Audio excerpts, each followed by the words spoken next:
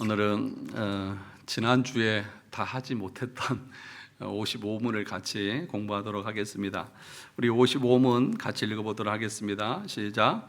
성도의 교제를 당신은 어떻게 이해합니까? 첫째, 신자는 모두 또한 각각 그리스도의 지체로서 주 그리스도와 교제하며 그의 모든 부요와 은사에 참여합니다.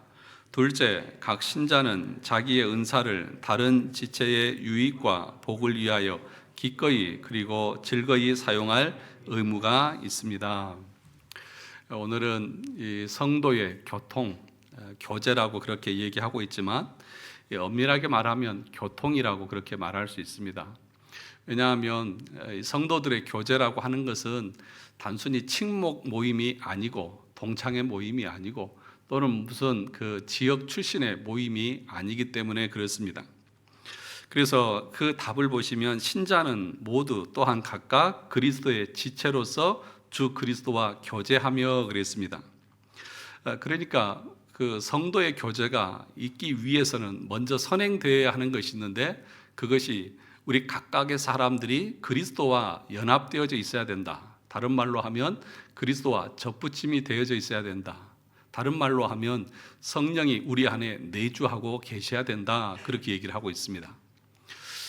그러면 예수 그리스도께서 우리의 머리 되시고 우리는 각 지체가 되죠. 그러면 나도 예수 그리스도의 몸의 지체가 되고 또 다른 성도도 그리스도의 몸의 지체가 되어졌다고 하는 그런 의미인 거죠. 그것이 성도의 교제로 드러난다는 것이죠. 예를 들면 저를 보시면 제가 머리만 있으면 안 되잖아요. 그러면 끔찍하잖아요. 그런데 팔, 다리가 있고 이런 모든 것들이 다 있지 않습니까? 그러면 팔의 역할이 있고 다리의 역할이 있고 코, 눈, 귀, 입의 역할이 다 다르지 않습니까? 그런데 이 모든 기관은 이 몸에 붙어 있을 때에 기능을 할 수 있는 거죠. 그런데 만약에 이 몸에 붙어 있는 기능들이 한쪽 팔이 움직이지 않는다, 한쪽 다리가 움직이지 않는다, 그게 가능할까요? 물론 병에 걸리면 가능할 수도 있겠죠. 그런데 그것을 보면서 온전하다고 말하진 않죠. 뭔가 어디가 결함이 있다고 말하는 거죠. 그러니까 성도의 교통이라고 말하는 것은 우리 각 사람이 먼저는 그리스도와 연합되어져서 회심의 은혜, 구원의 은혜를 받은 사람이어야 되고, 그리고 더 나아가서 그렇게 구원의 은혜를 누리고 그리스도와 접붙임이 되어진 사람이라고 하면 동일하게 서로 교제할 수 있어야 된다. 자연스럽게 그것이 드러난다는 것이죠. 그러니까 내 손발이 기능을 하듯이 우리 각 지체들이 서로 교제하게 되어져 있다는 것입니다. 그것을 우리는 믿는다는 것입니다. 저와 여러분들이 교회로 모였죠. 공교회로 모였습니다. 교회로 모였으면 저나 여러분 모두가 그리스도를 머리로 섬기는 사람들 아닙니까? 그러면 자연스럽게 주변의 성도들하고도 교통이 이루어져야 한다는 것이죠. 그런데 저와 여러분들의 그 모습이나 또는 교회의 모습들을 보면 대부분 무슨 문제가 있습니까? 사랑이 없다. 그죠? 사랑이 없다는 그런 표현들을 참 많이 쓰고요. 왜 그렇습니까? 교제가 안 일어나는 거예요. 그러니까 끼리끼리만 모여서 자기들끼리만 노는 거예요. 그러니까 사랑이 없다고 느끼는 거죠. 그러니까 오래된 성도는 오래된 성도들끼리 안면이 있고 친근하니까 그 사람들과만 놀고, 또 젊은 사람들은 젊은 사람들끼리만 놀고, 때로는 교회 안에도 지역 출신이나 또는 직업이나 이런 관심사로 모이게 되고, 그래서 서로 전체적으로 교통하고 교제하는 것이 일어나는 것이 아니라 다 나누어져 있어요. 교회 안에도 단절되어져 있지 않습니까? 여러분들은 어떠십니까? 여기 앞에 계신 분하고 저 뒤에 있는 분하고 교제를 하시나요?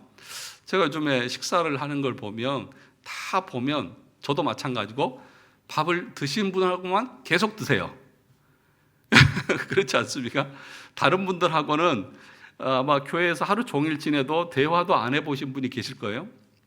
심지어는 새로 오신 분들은 아예 근처에도 안 가요. 그냥 한번 왔습니까? 그러고 끝나는 거죠. 그것은 예를 들어서 성령을 통해서 교회로 세워지고 또 교회가 교통한다고 하는 그런 말과는 많이 다르다, 많은 차이가 있다는 것을 여기서 말하고 있는 거죠. 그러니까 여기서 1페이지에 보시면 교제라고 말하지 않고 교통이다. 그러니까 우리가 사도신경을 보면 성도의 교통을 믿는다고 말했지 교제를 믿는다고 말하지 않습니다. 그러니까 교제라고 하는 것은 자기 좋아하는 사람과 하는 거예요. 근데 교통은 자연스럽게 몸의 모든 혈관들이 소통하듯이 흘러가는 것입니다. 그러니까 저와 여러분들이 교회로 모였다, 성도의 교제를 믿는다, 그 말은 모든 성도들이 빈부, 귀천, 지휘, 고하, 남녀노소를 막론하고 함께 어울리고 함께 교제하고 서로 돕고 도움을 받으면서 사는 그런 공동체를 우리는 믿습니다. 그 얘기를 하는 거죠. 그래서 지난주에 교회를 뭐라고 했습니까? 공교회, 보편적 교회를 우리는 믿습니다 그랬죠. 그것은 어느 시대나 어느 어떤 나이나 또는 성별이나 인종이나 모든 것을 초월해서 하나의 교회를 우리는 믿는다, 그 고백이지 않습니까? 그러니까 그것과 연결되어져서 이어져서 성도의 교제가 나오는 것입니다. 그래서 저는 바라기는 우리 교회 가운데 성령을 통한 성도의 교제가 넘쳐날 수 있기를 주님의 이름으로 축원합니다. 그게 교회인 거죠. 그래서 많이 가졌든지 적게 가졌든지 또는 많이 배웠든지 배우지 못했든지 그것과 상관없이 우리 모두는 그리스도의 지체로서 서로 교제하는 것입니다. 그런 걸 가지고 서로를 차별하고 또 서로를 나누는 것은 그건 보편적인 교회를 믿는 사람이 아니고 성령을 통한 성도의 교제를 누린다고도 말할 수 없다는 것이죠. 그래서 1페이지 마지막에 보시면 단순한 교제의 나눔이 아니라 서로 무언가 통하는 것이 있는 것입니다. 즉 우리의 교제는 그리스도와 연합하여 한 몸을 이룬 자들로서 각 지체들이 서로서로 생명과 사랑을 나누는 것입니다. 다시 말해 우리의 교제, 교통은 그리스도와 연합해서 파생된 교제입니다. 그래서 오늘 우리가 읽은 요한일서 1장에서는 뭐라고 말했습니까? 마지막에 보면 우리가 보고 들은 바를 너희에게도 전함은 너희로, 2페이지, 너희로 우리와 사귐이 있게 하려 함이니 우리의 사귐은 아버지와 그의 아들 예수 그리스도와 더불어 누림이라. 그러니까 요한 사도가 먼저 그리스도와 사귐이 있죠. 다시 말하면 연합되어졌죠. 그리스도 안에서 구원을 받았죠. 그리고 그 복음의 말씀을 이 요한 1서를 듣는 성도들에게 보내서 그들도 예수 그리스도를 믿게 되어졌죠. 그래서 내가 먼저 그리스도와 사귐이 있게 되고 그리고 너희들도 그리스도와 사귐이 있게 되므로 나와 너희가 자연스럽게 사귐을 이루게 되어졌다, 그 얘기를 하고 있다는 것입니다. 그래서 저와 여러분들이 참으로 예수 그리스도를 우리의 구주로 믿는다고 하면 어떠한 편견이나 그런 거 없이 서로가 서로를 존중하는 마음으로 서로 교제하는 그런 사이, 그런 관계를 만들어가기 위해서 애쓰고 노력해야 됩니다. 그래서 다음 주에는 식사를 하실 때에 이번 주에 같이 식사하신 분과 하지 말고 다른 분하고 하실 수 있기를 주님의 이름으로 축원합니다. 제가 만약에 알고 있는데 또 오늘 드신 분과 또 드시고 있으면 밥벌어서 가서 제가 뺏어버릴 거예요. 그래서 다른 데다 갖다 놔버릴 테니까. 그래서 오래 다녔든지 아니면 이제 막 오셨든지 나이가 많든지 적든지 오히려 우리 어르신들은 젊은 친구들하고 청년들하고 식사하면 더 재밌지 않으세요? 좋잖아요. 우리 청년들이 밥 해줘서 너무 맛있게 먹었는데 하여튼 그런 교제가 우리 가운데에 있어야 된다. 자, 2페이지 중간에 보시면 그러므로 빛 가운데 있다고 하면서 형제를 사랑하지 않는다면 그것은 거짓말하는 것입니다. 그랬죠. 그 위에도 보시면 빛 가운데 거한다는 말은 참된 믿음으로 그리스도와 연합하여 그분과의 사귐 속에서 사는 것을 말합니다. 그리고 그렇게 빛 가운데 있는 삶은 반드시 형제를 사랑하는 삶으로 나타납니다. 그래서 사랑이신 주님과 교제하는 사람이, 그 빛 가운데 있는 사람이 어둠 가운데 있는 사람들이 행하는 그 미움을 행한다고 하면 그 사람이 하나님을 사랑한다고, 그 말은 거짓말이다. 입으로는 하나님을 사랑한다고 하면서 형제를 미워하는 것은 그들이 말로는 하나님을 믿는다고 하지만 행동으로는 부인하는 거짓된 자들이라고 그렇게 말하는 것이죠. 그래서 형제와 교통한다고 하는 것은 서로 사랑의 교제, 그 사귐을 나누는 것을 말하는 것입니다. 자, 오직 우리는 빛 가운데 있을 때에만 성도 간에 서로 교통함이 있을 수 있는 것입니다. 그런 의미에서 거듭나서 주님과 연합해서도 불신앙에 빠져서 죄 가운데 어둠 가운데 거하고 있다면 진정한 의미의 성도의 사귐이 있을 수 없습니다. 그러니까 그런 거라는 거죠. 우리가 구원을 받아도 우리의 삶이 완전하지 않습니다. 부패의 잔재가 남아있다고 했죠. 그래서 회심하고 거듭난 영혼도 부패의 잔재가 남아있어서 육신의 소욕을 쫓게 되고 죄를 짓게 됩니다. 그러므로 우리는 매일마다 매주마다 하나님 앞에 나올 때에 우리의 죄를 회개하면서 그리스도의 거룩함을 이루기 위해서 애써 나가야 하는 것이죠. 그럴 때에만 우리가 서로가 참된 교통을 나눌 수 있다는 것입니다. 내가 그래서 그런 거죠. 여러분들이 정말 신실하게 거룩한 삶을 살수록 여러분들이 더 그리스도와 교통할 뿐만 아니라 성도의 교통도 기쁨으로 감당하게 될 것입니다. 예를 들어서 누군가가 참 꼴도 보기 싫잖아요. 진짜 죄만 없었으면 우리 교회가 평안할 텐데, 그런 생각이 드신 분 계십니까? 그러면 그 사람의 문제가 아니라 누구의 문제예요? 여러분 자신의 문제예요. 내가 사랑이 부족해서 그런 거지. 그러니까 내가 심기가 불편하면 다 싫어요. 근데 내가 좋으면 그 모든 것이 다 좋아 보여요. 그러니까 누구의 탓이 아니라 내 탓이라고 하는 것들을 여러분 기억하셔야 합니다. 요한일서 2장 19절을 보시죠. 2페이지 마지막에 보시면 같이 읽어볼까요? 시작. 그들이 우리에게서 나갔으나 우리에게 속하지 아니하였나니 만일 우리에게 속하였더라면 우리와 함께 거하였으려니와 그들이 나간 것은 다 우리에게 속하지 아니함을 나타내려 함이니라. 그러니까 교회 가운데에는 참된 회심을 경험한 사람이 있는 것이 아니라 그렇지 못한 사람들도 있습니다. 그래서 그런 사람들은 교제 가운데 들어오지 못합니다.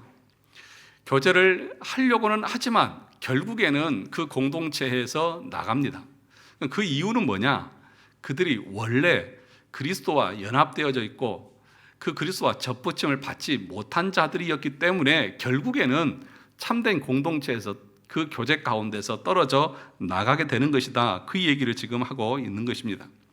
그래서 히브리서 10장부터 보면 한번 비침을 받고 은혜를 맛보고 성령을 경험하고 나서도 그리스도를 못 박는 일을 하고 교회에서 나간 자들은 왜 그렇습니까? 성도의 견인이 틀린 교리입니까? 아니다. 원래 그 사람들은 거듭나지 못한 자들이었기 때문에 나간 것이다. 그렇게 해석을 하지 않습니까? 자, 55문을 다시 한번 보시면 두 번째 뭐죠? 각 신자는 자기의 은사를 다른 지체의 유익과 복을 위하여 기꺼이 그리고 즐거이 사용할 의무가 있다. 그렇게 얘기를 하고 있습니다. 하나님께서 각자에게 은사를 주셨습니다. 물질적인 것뿐만 아니라 또 성령의 특별한 교회를 섬기는 은사들을 주셨습니다. 그러면 그걸 왜 주셨느냐? 내 어떤 영광과 또 나의 자랑과 나의 유익을 위해서 주셨느냐? 그렇지 않다는 것입니다. 여기 다시 한번 보시면 55번 답을 다시 한번 보시면 각 신자는 자기의 은사를 그 다음에 다른 지체의 유익과 복을 위하여 기꺼이 그리고 즐거이 사용할 의무가 있습니다. 그러니까 우리에게 주신 은사라고 말할 때 그 은사는 단순히 무슨 방언, 치유, 예언, 뭐 어떤 그 권면하고 권위하는 그런 어떤 그 영적인 은사만을 말하는 것이 아니라 우리 각자에게 주신 물질과 또는 지식과 건강과 이 물리적인 그 모든 것까지를 포함합니다. 그러니까 우리가 누리고 있는 그 어떤 것도 다 하나님이 주신 것이죠. 우리의 생명 누가 주셨습니까? 하나님이 주신 것입니다. 그게 우리의 믿음의 고백인 거죠. 그러면 이 모든 것, 생명뿐만 아니라 물질과 건강과 자녀들과 모든 것이 누구로부터 온 것입니까? 그렇게까지 말 못 하시겠어요? 하나님께로부터 왔다고? 제가 다 뺏어갈까 봐요? 아니요. 그러니까 모든 것이 다 하나님의 것이다 라고 하는 그 고백 위에는 어떤 것이 있느냐 하면 그것은 주님의 나라와 공동체를 위해서 사용하라고 주신 것이라는 것입니다. 그래서 여러분 사도행전 2장에 보면 초대교회가 형성이 되고 나서 그들이 성령의 은혜를 받고 나서 제일 먼저 나타난 현상이 뭐예요? 사도의 가르침을 받아서 기도를 계속하면서 가난한 자들이 없도록 자기의 소유를 자기 것이라고 말하지 않고 각각 나누어서 그 공동체의 필요를 채우는 것으로 나타나는 것을 보게 됩니다. 그렇다고 해서 내 재산을 교회에다 다 바쳐라 그 얘기가 아니에요. 하나님이 주신 것을 하나님의 나라와 공동체를 위해서 내가 나눌 수 있어야 한다는 것이죠. 그런 어떤 정신이 우리 마음 가운데 있어야 한다는 겁니다.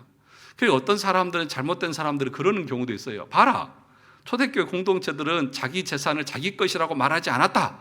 그러니까 너 또 네 것 주장하지 말고 다 내놔. 이렇게 말하면 안 돼요.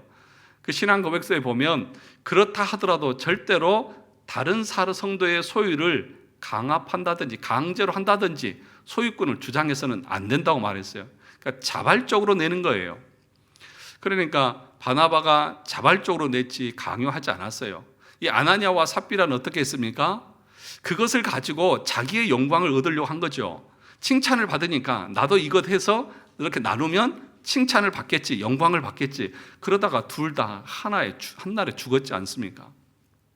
그러니까 강제로 뭘 나눈다는 그런 의미가 아니라 성도의 교통을 믿는다. 그 말은 하나님이 주신 것으로 하나님의 나라와 성도들의 필요를 함께 나누고 공유할 수 있다라고 하는 그 믿음을 가지는 것을 의미하는 것이죠.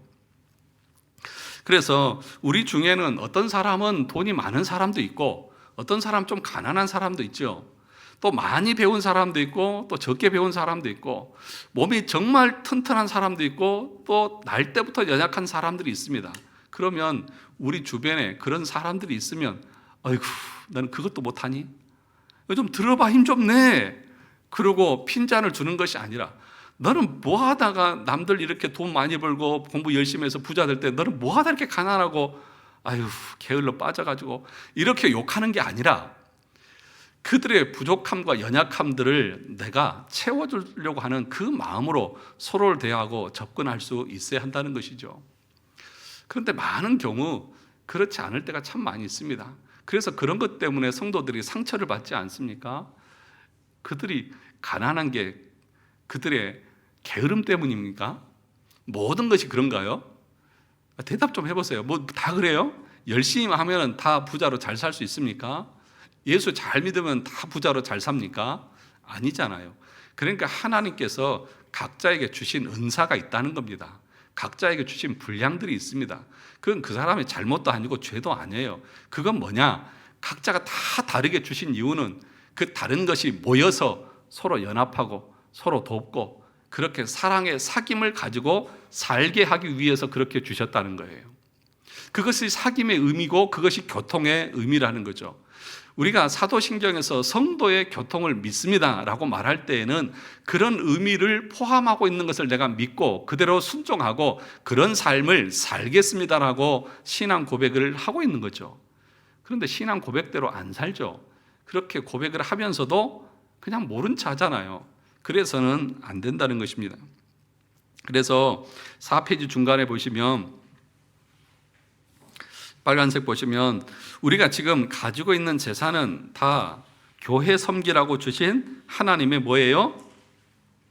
4페이지 중간에 어디를 섬기라고요? 교회를 섬기라고요. 그러니 목사님 또 교회에다 헌금 많이 하라고 그러는구나. 그런 의미가 아니에요, 여러분.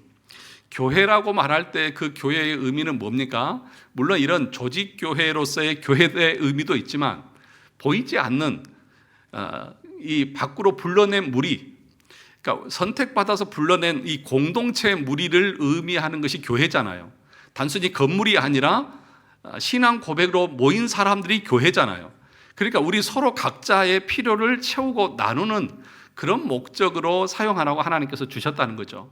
그래서 여러분들이 할 수만 있으면 여러분에게 사용할 것이 있고 그리고 여분이 있다고 하면 남는 것이 있다고 하면 아니 또 조금 내 것을 아껴서라도 연약하고 어려운 사람들을 섬기고 도울 수 있는 그런 마음들을 가진 공동체가 성도와 성도의 교통이 있는 그런 공동체라는 것입니다. 그래서 로마서 12장 6절 8절 같이 읽어볼까요? 우리에게 주신 은사대로 받은 은사가 각각 다르니 혹 예언이면 믿음의 분수대로, 혹 섬기는 일이면 섬기는 일로, 혹 가르치는 자면 가르치는 일로, 혹 위로하는 자면 위로하는 일로, 구제하는 자는 다스리는 자는 부지런함으로, 긍휼을 베푸는 자는 즐거움으로 할 것이니라. 고린도전서 12장 9절에서 11절.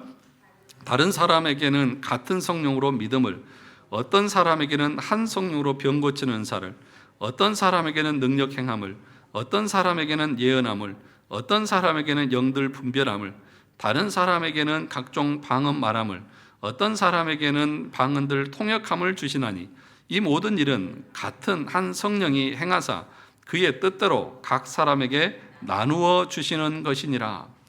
그러니까 여러 종류의 은사가 있지 않습니까? 다양한 종류의 은사가 있습니다. 그런데 이 은사를 주시는 분은 몇 분이세요? 한 분 하나님, 성령 하나님이세요. 한 분이 각자에게 다 다르게 주셨다. 그 목적이 뭐냐? 그 이유가 뭐예요?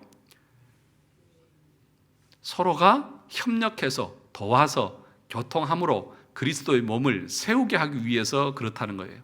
그러니까 우리에게 주신 그 어떤 은사도 우리 자신의 영광을 위해서 주어진 것이 없습니다. 그리스도의 몸을 세우고 성도의 필요와 유익을 위해서 우리에게 주신 거예요. 그 하이델베르크 요리 문답에 보시면 우리 자신의 유익을 위해서 줬다고 하는 게 있습니까? 없어요. 다른 사람의 유익을 위해서. 그리고 그것을 나누고 섬기고 베풀 때에 억지로 하라고 했습니까? 아니요. 기꺼이 즐거운 마음으로 그렇게 하라. 그런데 이렇게 되기까지는 그냥 가능하지 않습니다. 성령의 은혜가 우리 가운데 부어져야 되죠. 왜냐하면 우리 인간은요, 태생적으로 사람을 미워하고 하나님을 미워하고 이웃을 미워하는 존재예요. 여러분 하이델베르크 요리문답 앞부분에서 배웠잖아요. 하나님께서 우리에게 요구하신 율법이 있는데 하나님을 사랑하고 내 이웃을 사랑하라. 그러면 이 율법을 우리가 행할 수 있습니까? 안 됩니다. 그럼 어떻게 가능합니까? 성령을 통해서 은혜가 주어져야만 가능합니다. 그러니까 저와 여러분들이 은혜를 받았다, 또 은혜 가운데 지낸다, 그 말은 내가 막 내 마음이 막 기쁘고 들뜨고 흥분되고 이게 은혜 가운데 거하는 게 아니고요. 물론 그것도 하나님께 주신 은혜일 수 있죠. 진짜 은혜 가운데 거한다고 하는 것은 하나님의 말씀이 나를 지배하고 나를 다스리고, 그래서 그 말씀에 내가 순종할 수 있을 때에 이 사람의 상태가 은혜 가운데 있는 거죠. 그것이 은혜인 거죠. 만약에 하나님의 말씀에 다스림을 받지 않고 그 말씀이 나를 지배하거나 영향을 미치지 못하고 있다고 하면 그 사람은 하나님의 은혜와 상관없이 자기 욕심과 자기 소욕을 따라서 사는 것에 불과한 거예요. 자기가 아무리 좋은 것을 보고 맛있는 것을 먹고 좋은 옷을 입으면서 마음에 기쁘고 뿌듯하고 평안해도 그것은 하나님의 은혜가 아니라 오히려 그것 자체가 하나님의 진노고 하나님의 심판이라고 말하는 거죠. 그러므로 저와 여러분들이 오늘 이 신앙 고백서를 배우면서 각자에게 주신 그 은사들을 성도의 각 지체의 유익을 위해서 기꺼이 자발적으로 나눠야 된다. 그것이 성도의 의무다, 그렇게 말합니다. 뭐라고요? 의무요. 의무는 해도 되고 안 해도 되는 것이 아니라 반드시 해야 되는 것이죠. 그것이 성도의 교통을 믿는 성도의 모습이라는 것입니다. 자, 그 얘기를 지금 계속 하고 있는 겁니다. 그래서 에베소서 4장 13절과 16절을 보시죠. 5페이지 밑에서 보시면 같이 읽어볼까요? 시작. 우리가 다 하나님의 아들을 믿는 것과 아는 일에 하나가 되어 온전한 사람을 이루어 그리스도의 장성한 분량이 충만한 데까지 이르리니, 이는 우리가 이제부터 어린아이가 되지 아니하여 사람의 속임수와 간사한 유혹에 빠져 온갖 교훈의 풍조에 밀려 요동하지 않게 하려 함이라. 오직 사랑 안에서 참된 것을 하여 범사에 그에게까지 자랄지라. 그는 머리니 곧 그리스도라.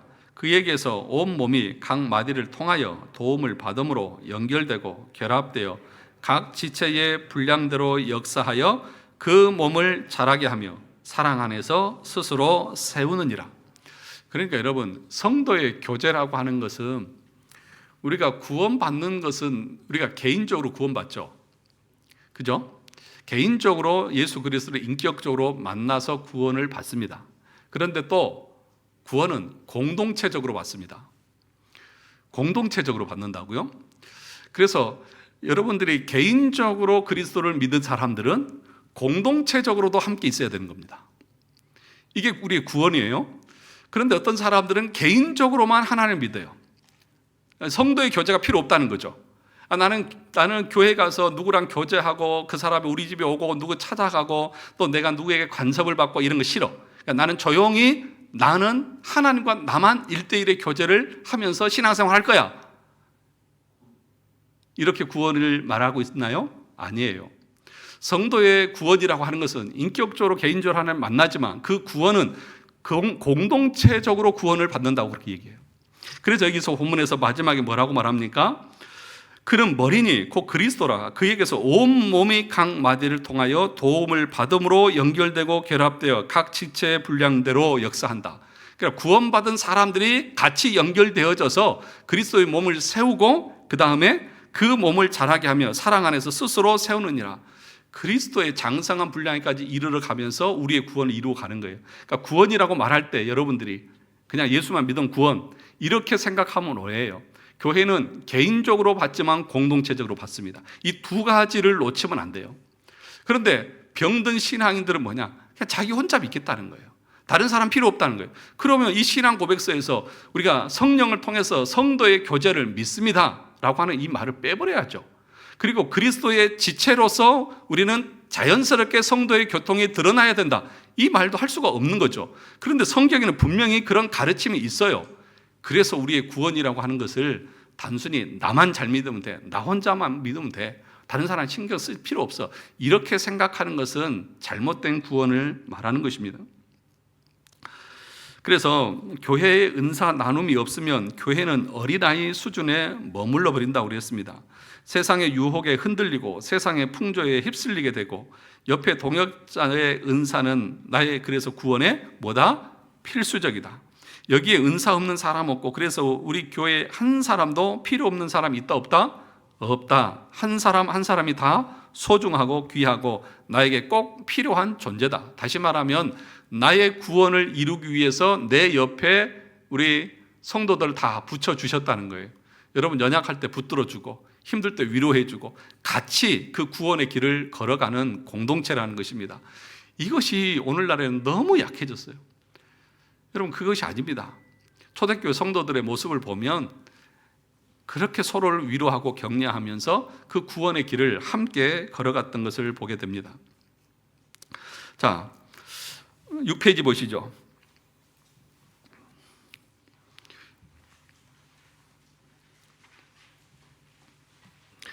은사를 하나님께서 우리에게 주셨는데 그런데 이런 은사를 지금 말씀드린 대로 공동체를 위해서 잘 사용하지 않습니다.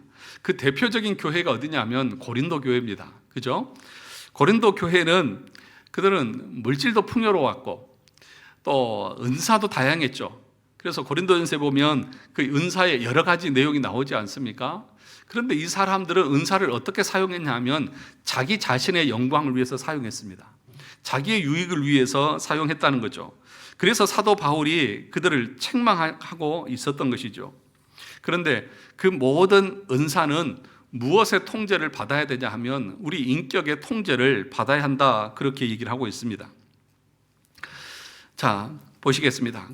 그것을 고린도 교회가 잘 보여줍니다. 6페이지 제일 위에 고린도 교회 성도들은 물질적이고 일반적인 은사뿐만 아니라 신령한 은사까지도 자기를 위해서 사용했습니다. 방언과 예언이 하나님이 주신 은사인데 그것을 자기 자랑하기 위해서 썼습니다. 참 놀라운 것이 이기적이고 악한 마음을 품고서 예언할 때에 예언이 안 되는 것이 아니라 예언이 되는 것입니다. 우리가 흔히 자기 명예와 욕심을 채우기 위해서 예언의 은사나 치유의 은사를 행하는 사람을 평가할 때 어떻게 평가하기 쉽냐 하면 저 사람에게 주어진 그 신령한 은사는 성령님이 주신 것이 아니라 사단 마귀가 준 것이라고 평가하기 쉽다는 것입니다. 그러니까 우리가 볼 때에도 저 사람 진짜 못됐어요. 아주 자기만 알지 다른 사람 모르는 사람이에요. 그런데도 능력은 있어요. 그러면 우리가 뭐 어떻게 생각합니까? 저 사람에게서 나오는 능력은 성령의 능력이 아니라 사단 마귀의 능력이야. 그렇게 평가절하한다는 거죠. 그런데 이 고린도 교회의 모습을 보면 그렇지 않다는 거예요. 그러면 무엇이 문제냐? 은사가 나타나는 것이 잘못된 것이 아니라 그 은사를 잘 사용하지 않는 인간이 문제라는 거죠. 그래서 그 은사가 우리 인격 안에서 그 인격의 제재와 다스림을 받을 수 있도록 질서 있게 행할 수 있어야 한다는 것입니다. 그래서 그 밑에 보시면 우리가 반드시 알아야 할 것이 무엇이냐 하면 성령께서 주신 모든 은사는 특별히 신령한 은사들조차도 반드시 그 사람의 무엇의 통제를 받는다? 인격의 통제를 받는다는 것입니다. 그러므로 그 인격이 성숙하지 못할 때 얼마든지 그 은사를 잘못 사용할 수가 있는 것입니다. 그래서 성령님이 은사를 주셨음에도 불구하고 고린도 교회는 자기 자랑을 위해서 그것을 마구 사용했고 그로 인해서 교회가 큰 고통을 당하게 된 것입니다. 그래서 사도 바울이 질서를 따라서 해야 한다고 말합니다. 고린도전서 14장 40절 읽어볼까요? 모든 것을 품위 있게 하고 어떻게 하라? 질서 있게 하라. 교회는 그래서 질서가 있어야 됩니다. 품위가 있어야 됩니다. 그래서 성령의 은사를 받았다고 해서 막 이상한 행동을 하고 그리고 자기가 성령 충만하다고 하면서 다른 사람은 생각도 안 하고 소리를 지르면서 기도를 하고 그러면서 자기가 성령 충만하다고 하는 사람들은 인격이 미숙한 사람들인 거죠. 그렇게 하다 보면 어린아이 같은 그 신앙인들 때문에 교회가 혼란스럽고 주변의 사람들이 고통을 당하는 것입니다. 그래서 은사에는 질서가 있습니다. 우열은 없지만 질서는 있습니다. 같은 성령이 주시는 은사이지만 교회에 더 큰 유익을 끼칠 수 있는 것과 별로 유익을 끼칠 수 없는 것이 섞여 있습니다. 그것이 계급적인 우열이 아니라 하나님의 교회를 각자의 분량대로 섬기도록 주신 질서라는 것입니다. 그러므로 반드시 작은 은사는 큰 은사의 통제를 받아야 합니다. 예를 들면 방언의 은사는 뭐가 있어야 되죠? 통역의 은사가 없으면 방언하라고 하지 말라고. 그러니까 방언은 통역의 제재를 받는 것입니다. 그 다음에 그러나 통역이 있을 때라도 7페이지 통역이 있을 때라도 예언이 있을 때는 통역도 방언도 뭐 한다고요? 다 멈춰야 합니다. 여기서 예언이라고 하는 것은 미래의 일을 예고한다는 그런 말이 아니라 설교를 말하는 거예요. 하나님의 말씀의 선포를 말하는 거예요. 그러니까 하나님의 말씀이 선포되는 곳에는 방언 필요 있어요, 없어요? 필요 없어요. 방언 필요 없으면 통역도 필요 있어요, 없어요? 필요 없어요. 그러니까 그 모든 하위 은사들은 더 나은 상위 은사들의 제재를 받아야 된다. 그것이 질서다. 그러니까 하나님의 말씀이 선포되어지는데 알지도 못하는 혼자 방언으로 떠드는 것은 그건 옳지 않다는 것이죠.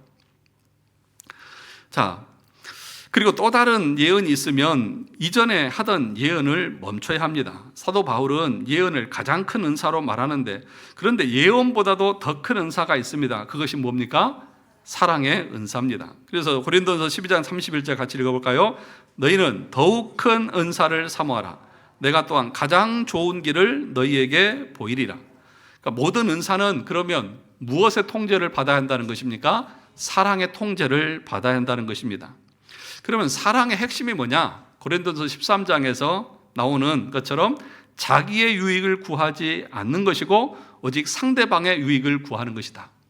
사랑은 자기의 유익을 구하지 않습니다.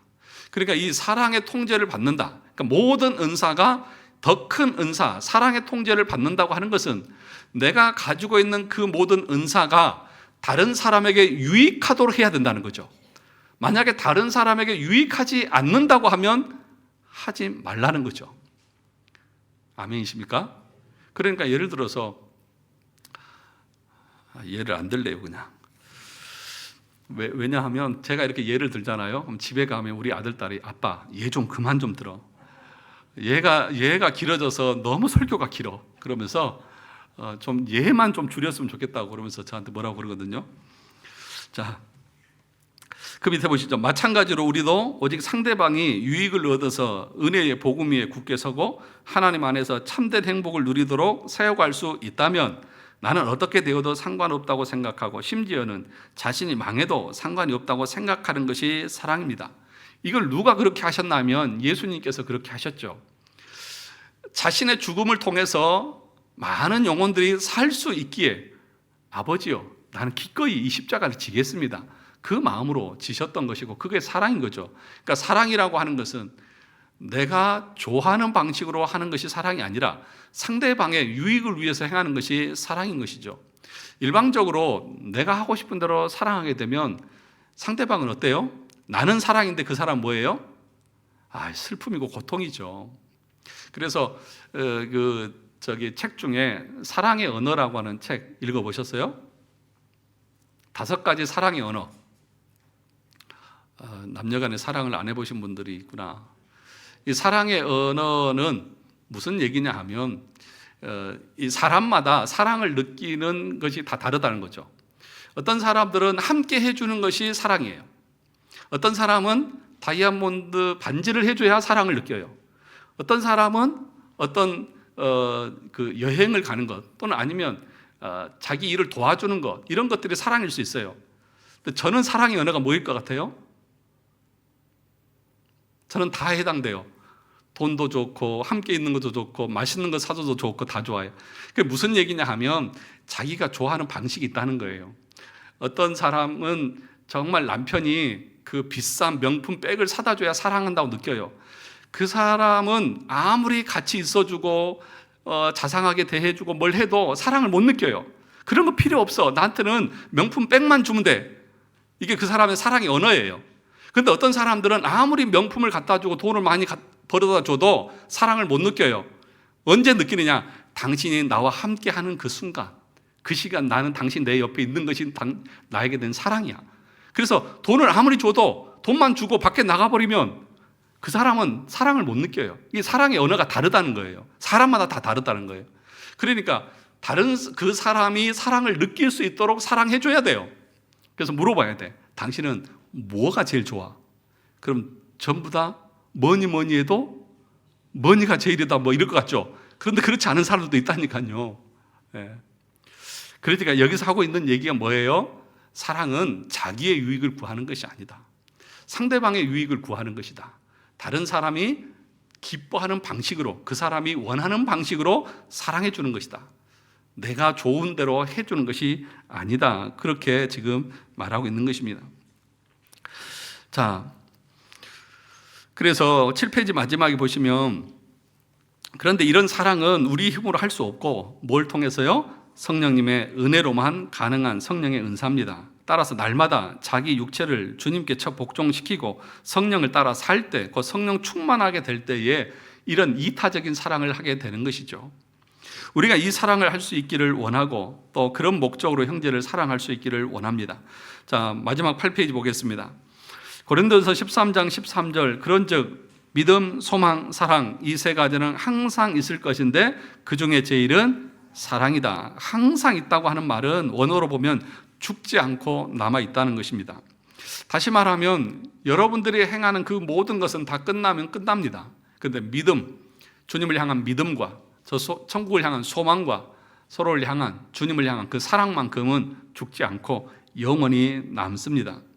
여러분이 주님을 온전히 의지하고 신뢰하며 살던 그 믿음, 그리고 주님의 재림을 소망하며 이 땅을 소망치 아니하며 살았던 여러분의 소망, 그리고 마지막으로 형제를 사랑한 삶만이 남는다는 것입니다.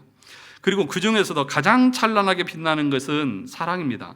그리고 사랑은 영광입니다. 요한복음 17장 22절 내게 주신 영광을 내가 그들에게 주었사오니 이는 우리가 하나가 된 것 같이 그들도 하나가 되려 하려 함이니라. 주님은 자신의 몸을 우리를 사랑하셔서 주시는 것을 영광이라고 그렇게 표현했습니다. 그러면 여러분들이 형제를 사랑하고 성도의 교통을 통해서 서로를 섬기고 서로를 사랑하고 서로의 필요를 채워가는 것은 그것 자체가 하나님에게 영광이 됩니다. 말씀대로 행하는 것이 하나님의 영광입니다. 지난번에도 말씀드렸듯이 여러분이 행하고 계획한 것이 다 이루어지고 성공해서 높은 자리에 올라가고 돈을 많이 벌어서 이거 다 하나님의 은혜입니다. 이게 하나님의 영광이 아니라 하나님의 영광은 하나님의 뜻이 우리를 통해서 이루어지는 것 자체가, 실현되는 것 자체가 영광인 거예요. 그러니까 내 뜻이, 하나님의 뜻이 나를 통해서 드러나지 않으면 우리 삶과 하나님의 영광과는 상관없습니다. 그러므로 예수님께서 이 땅에 오신 목적이 뭐였어요? 자신이 십자가에서 죽으심으로 선택된 영혼들을 구원하는 거잖아요. 그러니까 그 뜻대로 자기가 죽는 것이 그것을 가리켜서 주님은 이제 내가 영광을 얻을 때가 되었다, 그렇게 표현한 거예요. 저와 여러분들이 또 우리 교회가 이런 성도의 교통이 충만해서 하나님의 영광으로 가득 찬 우리 교회가 될 수 있기를 주님의 이름으로 축원합니다.